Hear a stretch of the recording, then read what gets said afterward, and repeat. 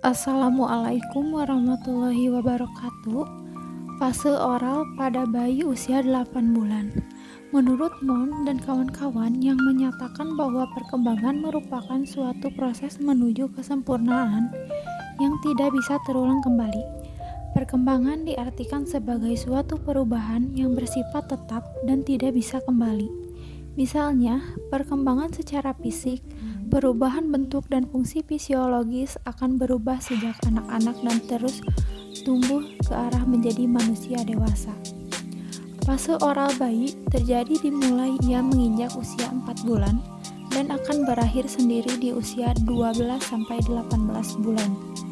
Fase oral bayi adalah bagian dari tahapan-tahapan perkembangan kepribadian anak di tahun pertama kehidupannya.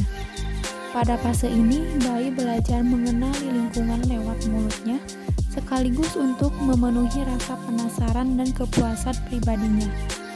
Yang terjadi pada anak yaitu akan mulai belajar merangkak, tapi ada pula yang langsung belajar berjalan tanpa melalui fase merangkak.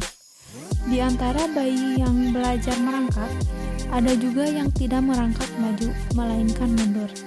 Ini merupakan hal yang normal terjadi pada bayi. Dalam hubungan interpersonal, bayi 8 bulan sudah dapat merasa cemas, terutama jika ada orang asing yang mendekatinya. Bayi 8 bulan juga bisa menangis ketika ibunya tidak ada di dekatnya atau lepas dari pandangannya. Hal ini menunjukkan bahwa dia mulai memahami lingkungan di sekitarnya. Ini video terjadi pada bayi usia 8 bulan, namanya General Eksamen Sejanya.